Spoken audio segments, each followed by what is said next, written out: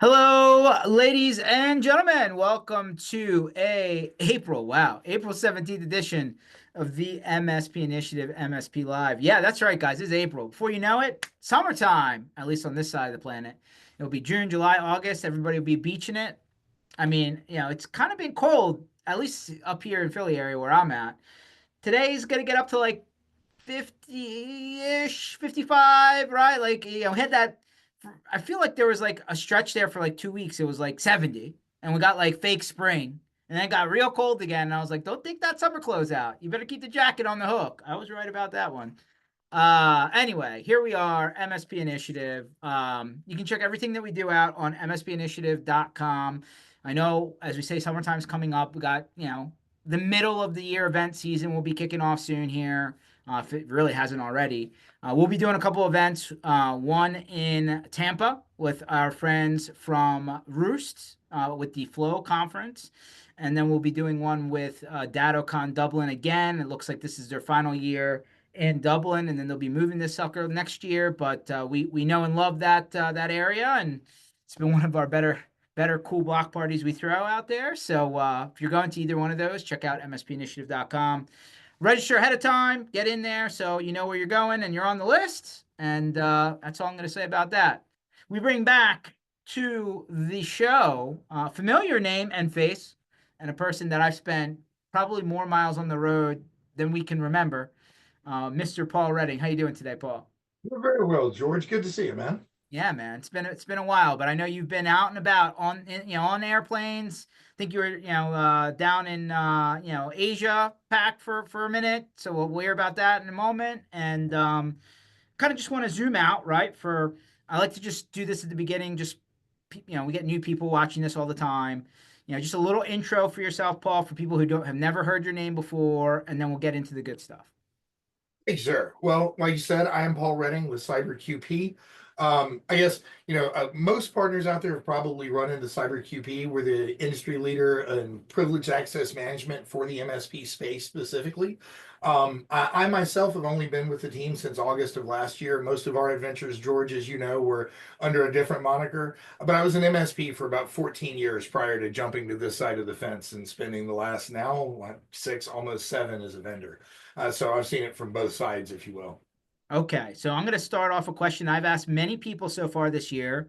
As somebody who ran an MSP for a long time, I'm going to ask this same question to you because I want everybody's opinion. I think it's important. What's different now? A bunch of things are different now, but strictly from a math standpoint, what's different now as an MSP than it was back in the mid 2010s when you probably switched to sides here, right? Is the bundling wars, right? That's what I like to call them, right? It's like, ever watch the Walmart rollback commercial? It's like, who's cheaper, right? And like everybody's always knocking the price down. So what's happening now is, you got the bigger players in our part of the technology arena. I like to call it the sandbox for everybody who follows this. You've heard that before. Like they've said, hey, instead of selling you this separately from this, separately from this, we're just going to create a super SKU, super bundle, if you would, right? And then you're going to come and I'm going to give you everything so that, I want to keep all of your money in my lane rather than you having to go out and buy, in different parts. And so this is a completely diametrically opposite, at least from my opinion, completely diametrically opposite from where it was back in 2015. 2015, I would say I want the best one that, in my opinion, I like in this category versus that category versus that category. And I had way more vendors in that case because I would pick and choose. If anything, having all of your eggs in one basket back then was not good, actually. It was kind of, we would go against that. We would say, we don't want all of our eggs in one basket to like offset if there's a problem over here, I'm not affected over here. That's not the case today, Paul. So I would like really your opinion from both sides, right? As an MSP, if you were to put that hat back on now in 2025, what would you do today in this conversation? And then as a vendor, is that a successful strategy? Great question. As always, you kind of pull apart things that we all see, but you verbalize very well. I think that the thing that was different in 2015, and it's a great time to dive in, is first of all, when you were selling as an MSP, it was a new concept to the customer. You were explaining to these people, even very small businesses, you don't have to go hire an IT guy.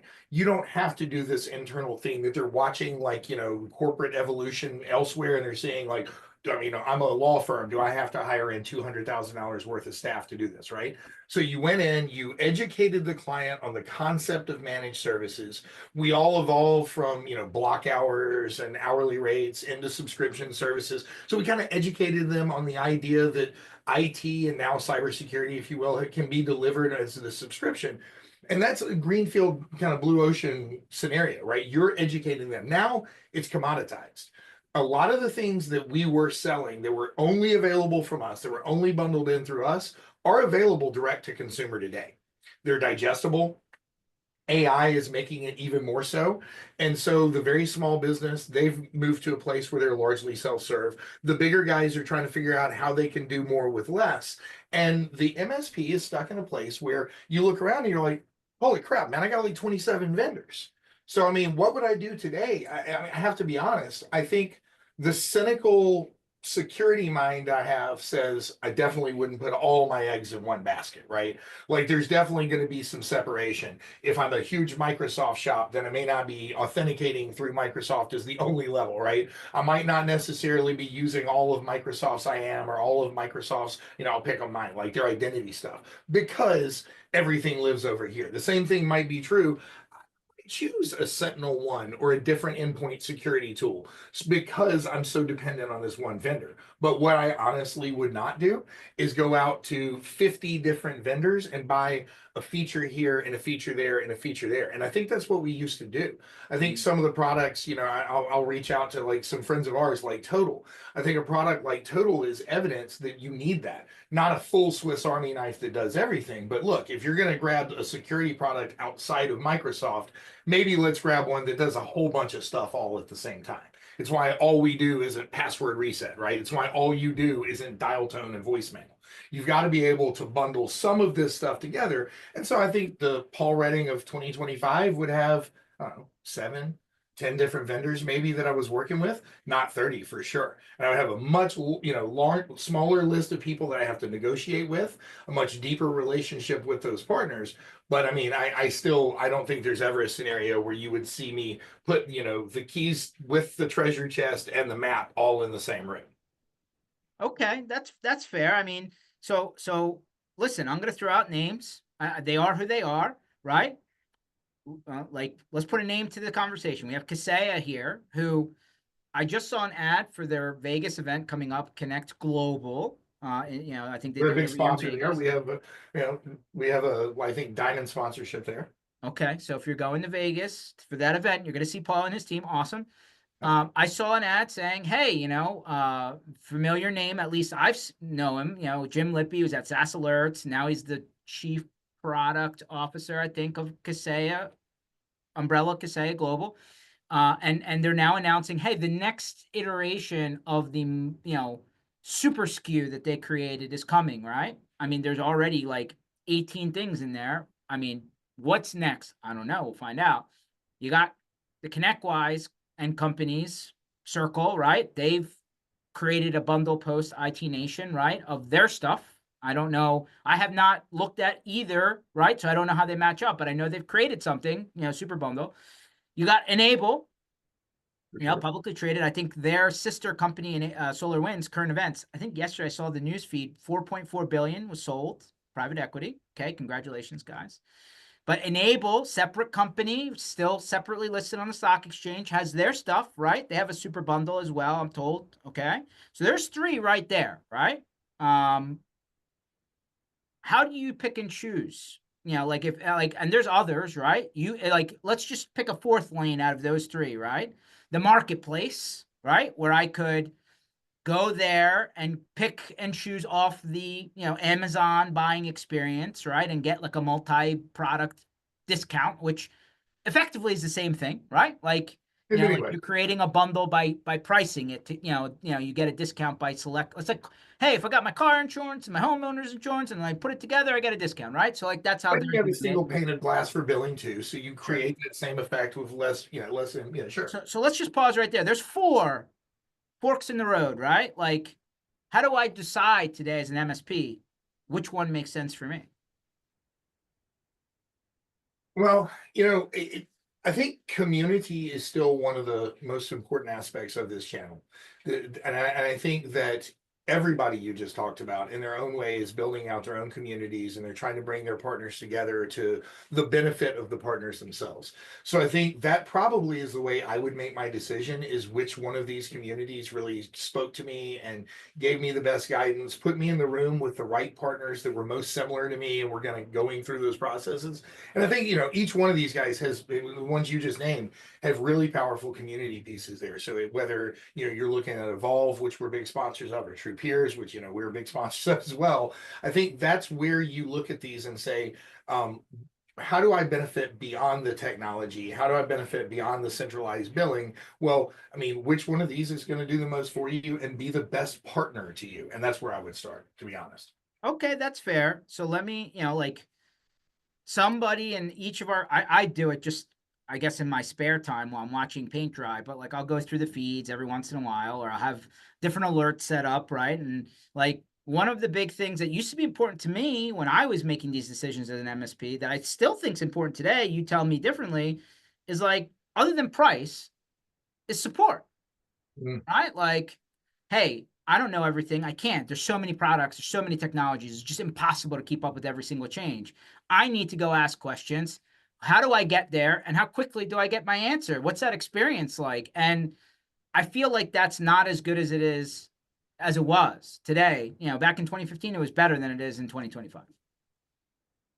I mean, in a way, the nature of this whole bundling conversation that we're having here kind of leads to what you're saying, because you do centralize, you pull all these things under one umbrella. And now, what was one company really, really focused on what they do very specifically, this function, this aspect, whatever that is, and therefore their engineers and their people are highly focused on delivering that, right? Now you dilute that and you pull it in and you take similar products and you kind of put them together. And ultimately, you have to cross the streams, right? Like you have to blend your teams at a certain point. And with that, you're always going to end up, becoming a larger company. And with larger companies comes, I'm not going to say support issues, but support becomes less personal and less easy to navigate as you move up the path towards becoming a Microsoft, which again, all of these guys, I mean, like you said, I mean, a $4 billion acquisition. I mean, these guys are in a playing field that is light years beyond where they were in 2015. Things changed a lot, especially post pandemic. I feel like everything has moved much, much, much faster post pandemic. Okay, so let me go this way then. And this is a common topic, and it's just as prevalent now in 2025 as it was in 2015, if probably not more. Like the money men came into the sandbox and they spent a lot, right? Datto got acquired, ConnectWise got acquired, Enable went public as part of SolarWinds. And then, of course, underneath of them, a lot of investment dollars flooded in at every stage. Could be idea, not even company, all the way through I'm already functioning and I'm growing, right? Rapidly, and everywhere in between. Some of the things that seem to be being applied at the vendor level that sells into the MSP and to their end customer, like the AI bot, the knowledge base bot, you're talking to an answering machine computer, not an actual human being. I have a hard time seeing how that works well at the MSP level. The tactics that they're using to bring their costs of supporting these MSPs down here doesn't seem to do well here because of the human being factor being effectively watered down. Do you agree or disagree? Well, I mean, I think even very large MSPs are supporting the SMB, right? Like Mhm. they're at the end of the day, the MSP is supporting small businesses, especially the way that small business is defined in this country. So I think that the expectation of human support just doesn't go away, no matter how much we want to automate this, no matter how much we want to streamline it, no matter how much we want to take out those layers. I think once it hits the fan, you want to be able to pick up the phone and be like, George, my phones are not ringing. I don't understand. I thought I paid for voice. What the hell is going on? Make my phones ring. Right. And that experience is one that I think the small business demands, which in turn makes the MSP demand it. And none of us on the vendor side are ever going to be able to sidestep that responsibility. Once you grow to a certain size, you inevitably create frustration because you simply cannot scale that hey, yeah, it's George, I'm on it, right? Like that's hard to scale. I get it, but like, let me give you a very current, recent example. Yesterday, Zoom was down globally for like everybody. Yep. Like, we're using Zoom to do this. This wouldn't have worked yesterday. That's a big boo boo, right? And by the way, not picking on Zoom, they're just the most recent one. Amazon goes down, Azure goes down, Google goes down, social medias go down, Netflix goes down, and it's just whose turn is it, I feel, right? I feel like, you know, from an MSP standpoint, it's very easy. And I've said this forever. I'm going to say it again now. Very easy to say, hey, go look it up. Everybody's down. The electricity's out. What do you want me to do? You know, like I can point the finger and show you that it's not something we can control or you can control. You just gotta. But like, if it's anything other than big name, you are the You, the MSP, are the problem. No? Yes? 100%. That's actually, when I was an MSP, that's why I quit selling voice. We actually moved to going to like actual voice vendors and just going, hey, here, pass along the bill, make a little commission, let them handle it. Because the day my daughter was born, a phone system that was completely out of my control, but I had white labeled and resold, their backbone goes down. And I have a whole chain of delivery businesses that are calling me while I'm in, like, outside the hospital room with my newborn, yelling at me because their business is shut down. And I mean, they were right. I had taken that responsibility. I sold them that this is the phone system that I'm delivering. And it wasn't a big name that I could point to and be like, look, X vendor over here is out. They don't know who this is. It's my circuits. They don't know who the backbone carrier is. They don't understand that. They understand my phones don't ring. Mhm. Yeah, I mean, so I hate to even bring it up, but it's far enough along. I think we're past the trauma of it. Like CrowdStrike took a lot of people down, right? I was on airplanes that day. It was not good. And like it took a while for things to ultimately be okay, right? So that's an example of where on the security side, something that's really invisible to the user, right? Like just sits behind the scenes, just supposed to work, like make sure that the windows and doors are locked, kind of locked you out of your house is the best way for me to say it, right? And so, like bottom line is, as all of the things get commoditized, the sophistication of the bad actor also introduces potential problems, right? Like I don't know how to say that any easier than that, which is you can't go without it unless I guess didn't an article come out? They're like running on Windows 3.1 or 95, and like their staffing system was still running on this like Like ancient AS400 analog or something. system. Yeah. Yeah, Well, like I want to say, don't quote me on this, but I think I'm right. Alaska Air, when they got hacked back in like 2019 or so, they went back to a mainframe. And until they got sold, I don't think they came off of it. I believe it was Alaska Air, but it was something like that. That, same thing. They're cruising along, they get hit, and the answer is, well, you can't hack analog. Anybody who knows how to hack this is dead. Roll back to the 80s, right? But I mean, they had a point. Can't hack it.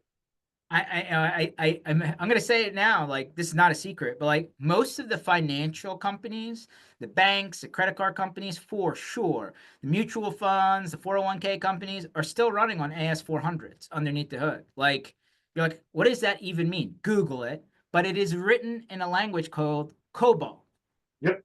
and like the people who were taught this language are like retired, and There's a like whole industry around supporting the hardware. Like it's crazy. Like there's an entire industry. When I in the early stages of my MSP, when you would still go do like boots on ground work, smart hand stuff, there were a bunch of data centers in Memphis that had AS400 arrays and old Hitachi arrays and stuff. And these are Fortune 100 companies. When I quit doing the work on them 15, 20 years ago, and I was like, what's the end of life for these things? They were like, when the world ends. No hesitation. You know what I mean? Like there was no blinking whatsoever. But I mean, it really that leads into the whole conversation we're having here, right? As technology has become more sophisticated, the threats have become more sophisticated. As the cloud was brought in, I think originally it was supposed to be more secure and cheaper. I don't know. I think it might be more secure, maybe, but it's definitely not cheaper. I think we're all at a place now where we're past that pipe dream and we've just realized that everything is a forever cost, right? And so, along with that evolution, I think what you've got now is a consumer that is a little bit jaded, that has kind of heard it all now. There's no more news to them. They just like, man, George, just make it work. They get frustrated when you don't make it work. And that means that the MSP that supports them has this kind of finicky client that they're always afraid that if one of these vendors just hiccups for a minute, my phone rings and I get chewed out. And that's the problem that I think perpetuates itself. And back to the whole kind of conversation, do you centralize behind one vendor? I don't know. That's why I said in the beginning I'd still have a handful because at least then, if Microsoft is down, maybe VoIP is not. If I can't get into IT Glue, maybe I can get my passwords out of Cyberqp. If I can't get into site, you know what I mean? Like the cycle runs in each one of these places, right? So I think there is a need to diversify. Okay. I'm going to throw a little bit of a curveball and then we'll get into other topics. Hmm. So I think the as a service thing may have gone maybe a step too far. When like BMW was thinking about making you Heated. subscribe to heated seats in your car as a monthly fee or an annual fee, like I don't see why I would pay for that at this point. Like, I expect that to be there. If I bought the car with this, like, do not try and take it away and then charge me to get it back. That kind of goes in line with expecting me to tip at McDonald's now, right?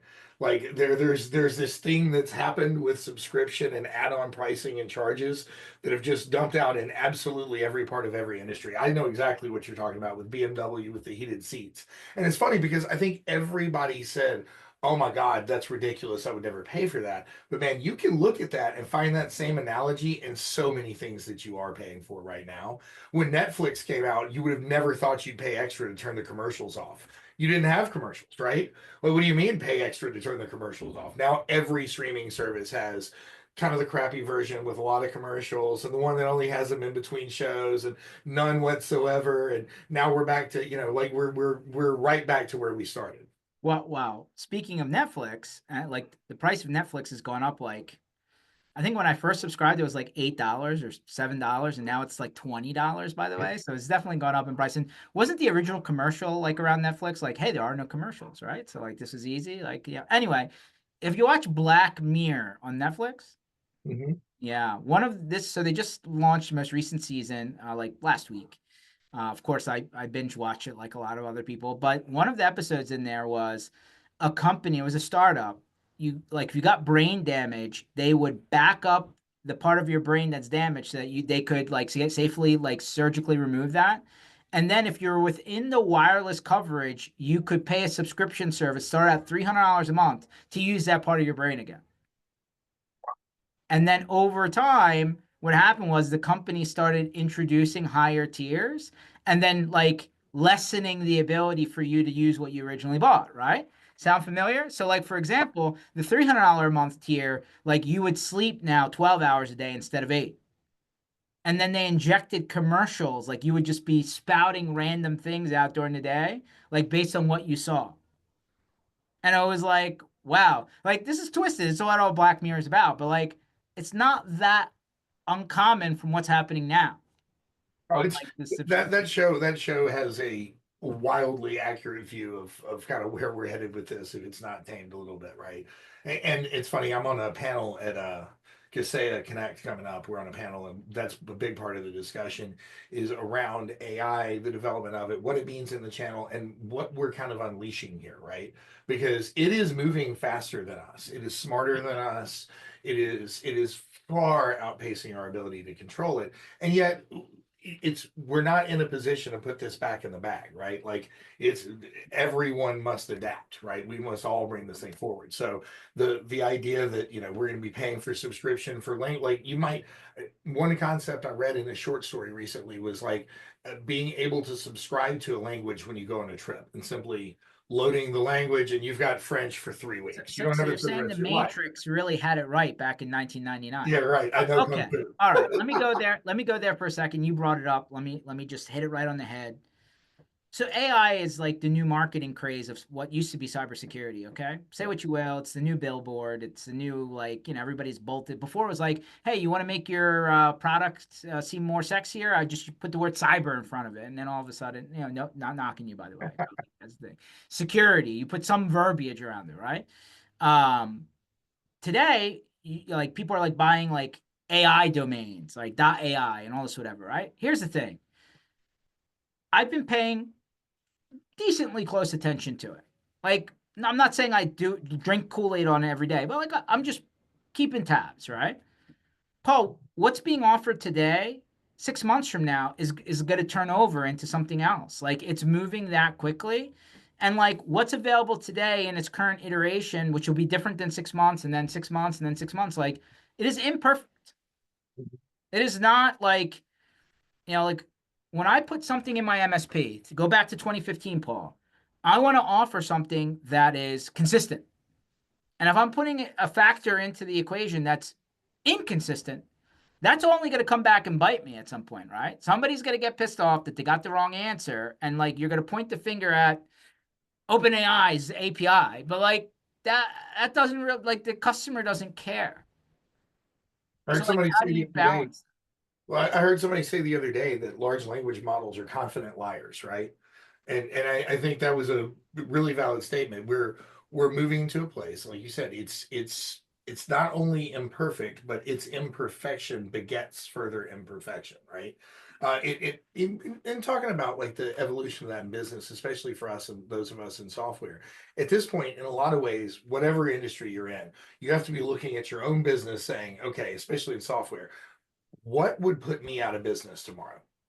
And that has to be what you're developing today, right? Like you have to be looking at yourself to the point about what's moving so fast right now and the rate at which these things become obsolete. As soon as you invent something, as soon as you come out with a really great way of doing something, the next thing you have to do is go back and look at that and say, okay, what if I could completely eliminate the need for this even further? What if I could make what I just did obsolete? How fast can I get that out? So you're competing with yourself as much as you're competing with anybody else, because you have to know at this point, AI will catch it up. Somebody, I can point at your business with the right tools and say, tell me how to do what they're doing.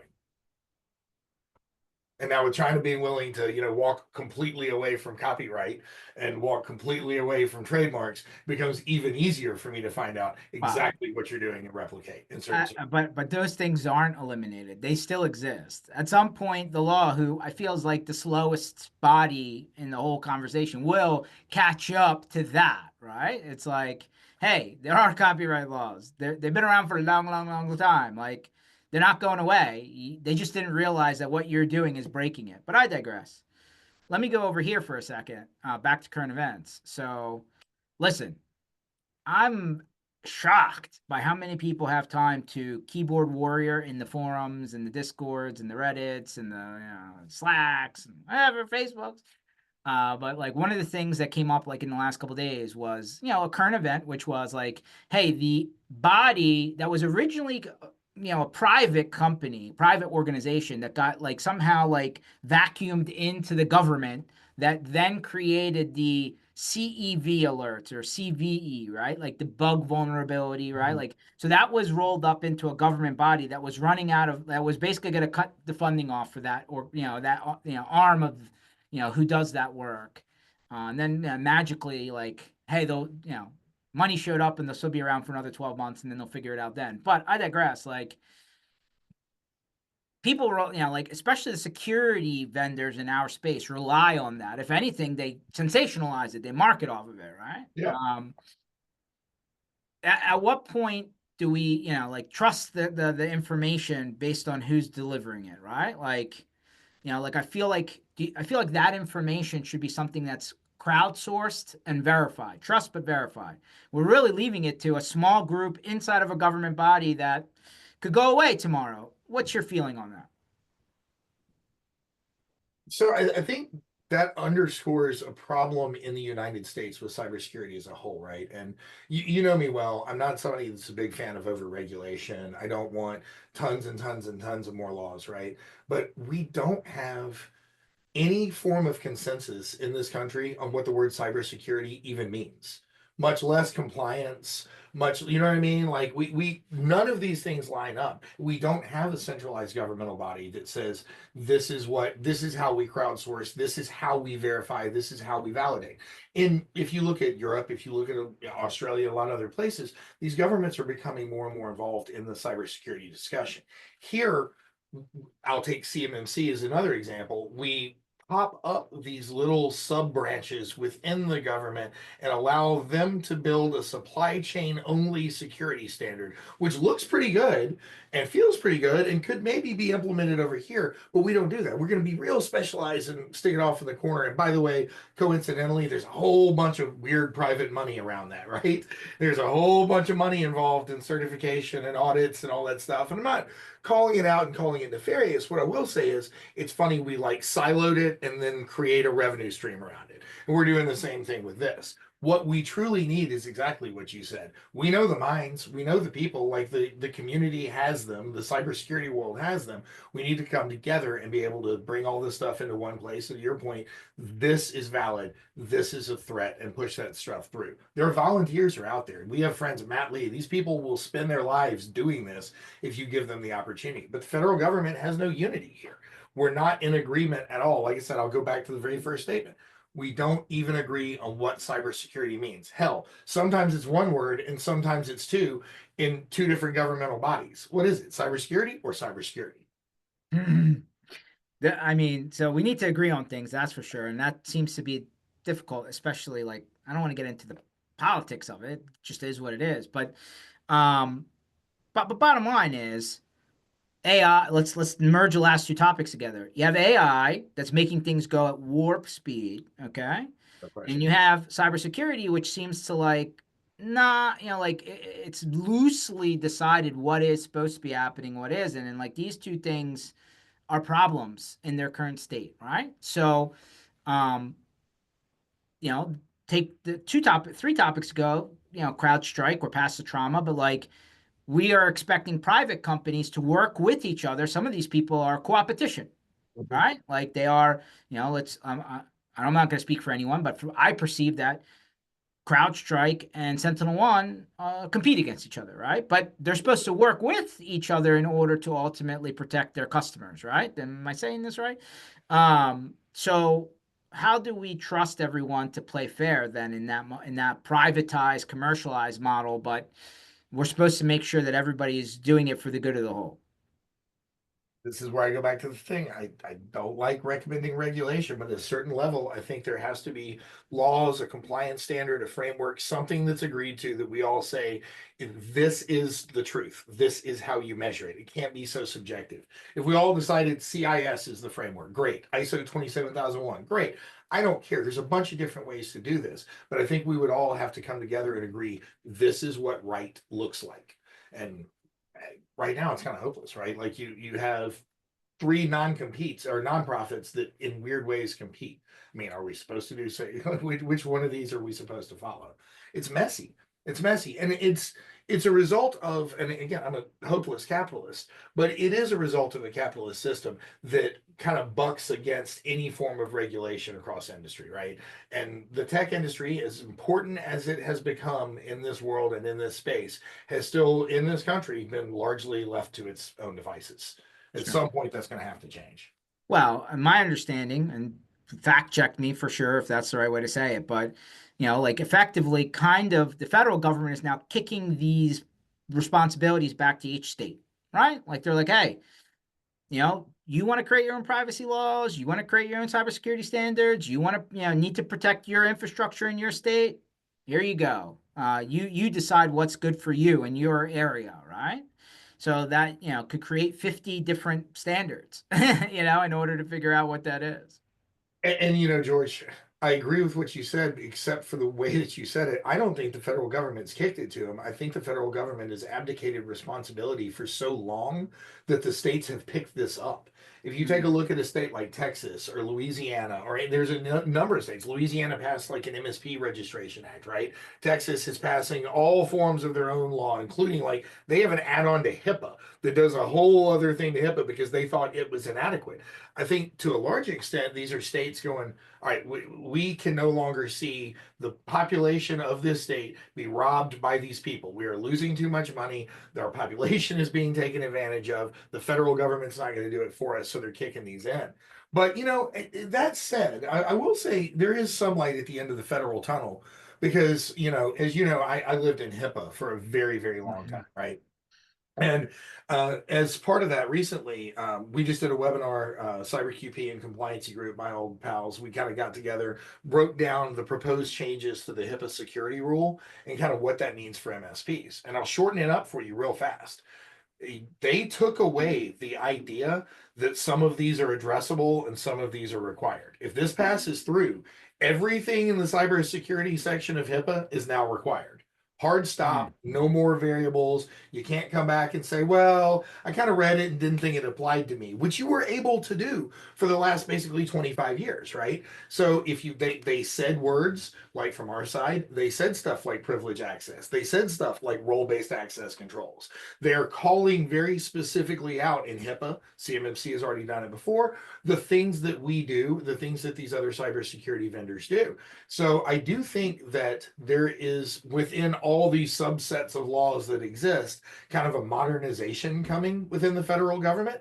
And these individuals themselves, HIPAA is a great example. I think they're looking at this, and Health and Human Services goes, "Whoa, this is really inadequate." So it's we're on the right path. The problem is that's only going to address healthcare, and CMMC is only going to address the supply chain, and FTC is only going to address financial, and they don't match up. These things still do not agree on the definition of critical terms. And until that happens, it's really hard. Like, working in a GRC before, we all want to like cross map these standards. It only gets you so far.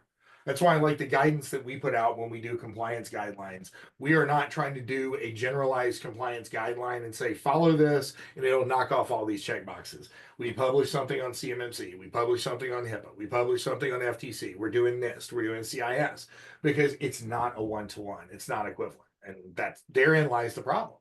So basically, what you're saying, if I just take all of that and put myself back in 2015 Paul Lane, you almost need to decide which end customers you want to service because it may be be unaffordable for you to be a generalist across many industries. This is what I mean, I've come to that conclusion based on what you just said, but am I wrong? Man, I've always believed in verticalization for providers like MSPs.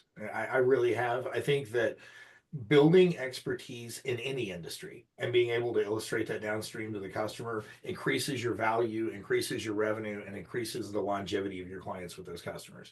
So whether it was 2015 or today, me personally, I was dead ass broke until I learned to verticalize in manufacturing and healthcare. And when I was chasing absolutely every bouncing ball through the room, I never could show my value. And so to me, I think that's really important. But if you come full circle and you get to 2025, you're moving into a world where the compliance and security responsibilities of your clients are mirrored in your own environment.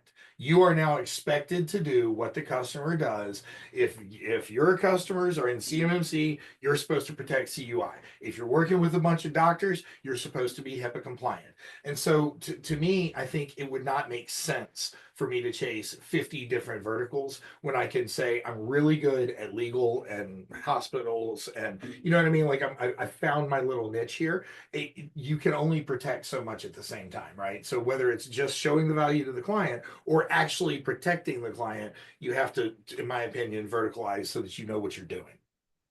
That definitely makes you scaling a small startup IT consultancy or managed services company a lot harder, and It it'll take longer.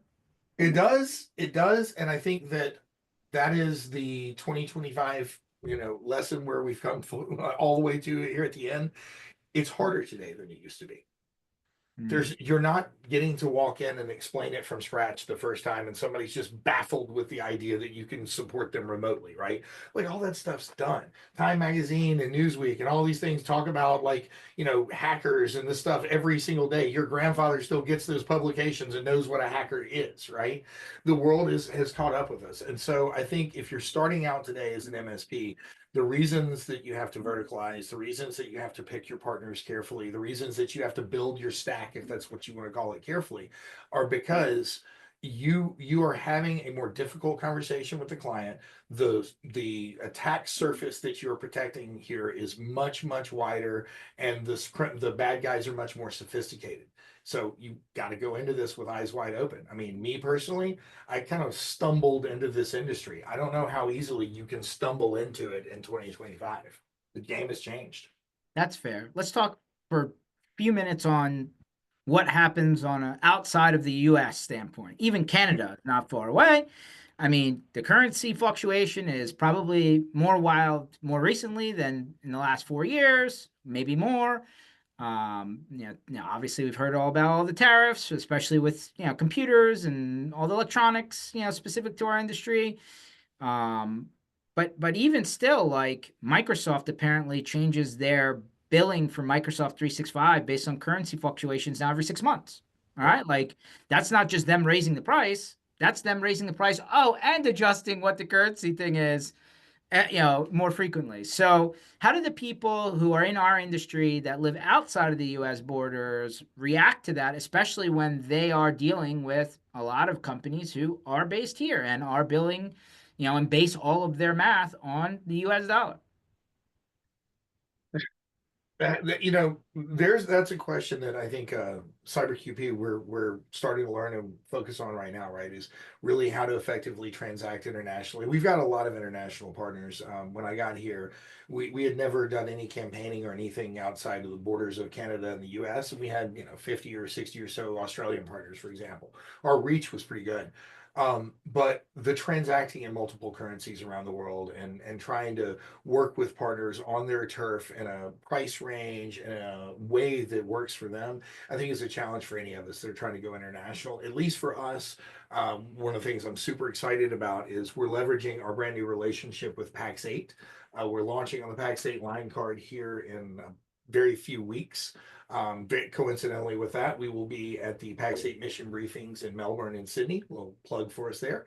But one of the reasons that we're so excited about that relationship is it allows us to go through a distributor that is already working in all those different currencies globally, and it takes at least that complexity out of it. You will be able to buy my product in your currency at the rates. Now, when you're asking about the fluctuation based on what's happening politically, that's hard to pull off unless you're a Microsoft, right?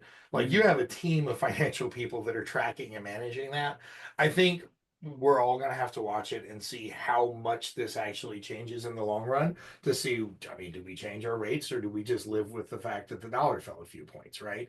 One thing I will say it's difficult to do is to expect international partners all around the globe to tolerate a vendor in our space changing prices every 3 weeks, right? Like it's if I'm the MSP in Australia or I'm the MSP in Thailand, I can't tolerate you changing my rates every 2 weeks because the US dollar did something weird for a week. So I think we are all going to have to figure out what that means for us as vendors and how to deal with these partners downstream because they'll kick us out of bed if we don't. As well, Yeah, they I probably mean, should. I can't get like if I'm the MSP, I'm selling to end customer, man.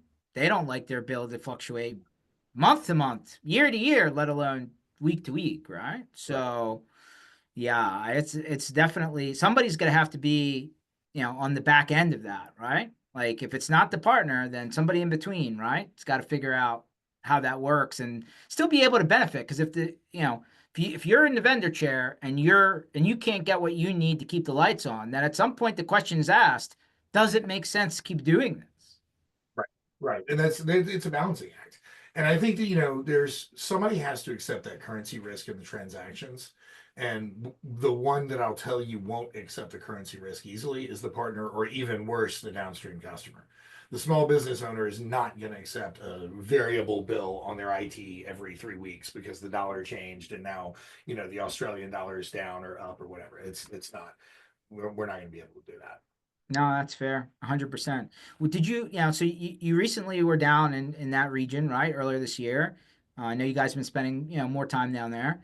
Um, anything that you noticed from like a nuance in the way that they do business down there differently than we've done business up here? Like largely the industry is the same, but like, is there anything local to that region that is different in the way that IT service providers work down there? Um, So, the international expansion, especially in the APAC, has been a really big focus for Cyberqp over the last about 6 or 8 months. And you're right, I've been part of that travel. But we're still learning. So to say that we're experts in that market, I think would be a stretch. What I love about especially where I've been, the APAC market specifically, is the if let's take the Australian and New Zealand culture. They are aggressively friendly, Mhm. handshake driven. You know, they transact very much to me like Americans. They work with us on our level. A handshake goes a long way. They expect you to sell yourself and then your business and then your product, right? They want to know who you are you going to work with them? They want to understand your business and stability. Is it going to be a good partner for me? And if you get past that, they're like, now what does it do? That reminds me of buying when it was you and me on in the MSPs Mhm. back in the day, right? And so I think there's a little bit of a, I want to say a freshness about that community, a little bit less jaded maybe than a lot of us over here that have been doing this as long. I think that because it's a newer market down there, and this business model is a little bit newer than it is here. Some of the paint's still on the car, you know, and there's no scratches. So I love that about it. And then separately from the Australian and ANZ market in general, we went to the PAX 8 SCO, the sales kickoff in Thailand, and got to talk to all the different PAX 8 teams and work with them from all the different regions. And there is an excitement, a cultural awareness, and a feeling of kind of coming up in Southeast Asia right now that feels like they're all trying to, you know, what is it, you know, all tides rise, all ships. Together, these communities and these countries are really excited to be the next technological centers of the world. And I think they have a great chance at it. The infrastructure is there. These countries have invested in the infrastructure, they've invested in internet, they've invested in education. You know, these are bilingual and in many cases speaking, you know, even 3 or 4 languages. These people, it's a really brilliant, friendly, and aggressively advancing culture down there. I think it's super exciting to work with. I know you guys are invested in the same markets. Yeah, it's follow the road, right? A lot of paving was done before we both got there, Paul. So Yep. but hey, things are constantly evolving too. Um, I know we've got a few minutes left here, so let me just swing back to a topic that feel like we talk about all the time, but let's talk about the 2025 version of it. Bang for your buck, Paul. Are events still the best way to live in the MSP sandbox, or have we decided that it's jump the shark? So if you go back to the one of the very first things we talked about today, the importance of community here in the MSP channel, I don't think events can ever die. I think the pandemic was agonizing for everybody. Mm, The reason I believe this, you've probably heard me say this 20 times by now. The reason I believe this is because, in general, all of us as the MSP business owners, the vendors, the people that have really grown up in the space, when we go home for Thanksgiving and we talk to Uncle Bob, you know, he goes, George, what do you do for a living? You're like computer stuff. Nobody understands what we do. They don't understand the things that keep us awake at night. The MSPs, you're on an island in many ways because of what you have in your head, the weird focus, this kind of like nerdy gnosis that drives your industry. But then you come together at these events, you see each other, and we all share the same pain. We laugh at the same jokes. I make a joke about layer 8. You actually know what I'm talking about, right? Like somebody says PEBCAC and we all chuckle, right? Those things you can't replicate elsewhere, and you can't do that on Zoom, and you can't replace human events with that. So I think they have a very important place in this culture. But the events that we're really focused on this year, very, very heavily, many of them are peer group events. We're working a lot with like private equity back groups where you bring people that are all kind of equal together and they're all working in unison. Smaller events where it's more focused on the partners and education. We're still doing the big stuff, but there's been a little, and I think this is universal. I think we're all seeing that these really big conferences, I think they're maybe there's a little bit of a diminishing return, right? Like I don't know that going in and spending $500,000 at one of these giant conferences is going to get you the same ROI that it did in 2022, right after everybody was finally just to be like, oh my God, I'm back out of the house, and we all hit every single conference. I mean, matter of fact, just last week when I was with your folks, and even at Nerdio the week before, talking to partners that we're seeing at shows, and you go, what's the next time you're on the road? For a lot of them, it's not until the fall. They did a show yeah. this spring and they're pushing it way out to the fall. Whereas a couple of years ago, some of these guys were doing 3, 4 shows a year, right? 5, 6 shows a year. So I think the partners themselves have dialed it back a little bit. And to back up the thing about the peer groups, a tremendous amount of them, when you say, where am I going to see you next? They're like right back here at True Peers at the next one, right? Or right back here at Evolve at the next one. So you're seeing those guys doubling down on their relationships with those peer groups and maybe skipping secure at one of these events. Yeah, I actually had an MSP in my mailbox just yesterday. Was like, I'm going to less events for me, and I'm doing more events for me to generate new clients. Mm. And I'm like, makes perfect sense. I was like, you want to talk about MDF then? Because that sounds good to me. So, like that mindset, when applied properly, can work. But to your point, and it's been made many, many, many, many times, how many times is the MSP going to take somebody out of their business over, to put them on the road? Like, I'm not saying zero. You Yeah. need to keep up with things. You need to learn what's next and what's working. I think that's the best place to get that information. But how, like, you still have a business to run. You can't be out every 2 weeks somewhere else, every month somewhere else. Like, you just will never be able to keep up with that and run your business at the same time. Yeah, I think that's absolutely true. Like I said, I think there was a big burst 2022 through 2023, 24 right there where everybody was going to so many events. But if you've been locked in your house for a year and a half, right? So you Right. just wanted to get back out. No, that's fair. That's fair. So we're gonna see you in Vegas. Yeah. So if anybody's going to, I mean, I won't personally be there, but if you're going to Vegas at the Cassette Connect Global, is the correct way to say it, Google it.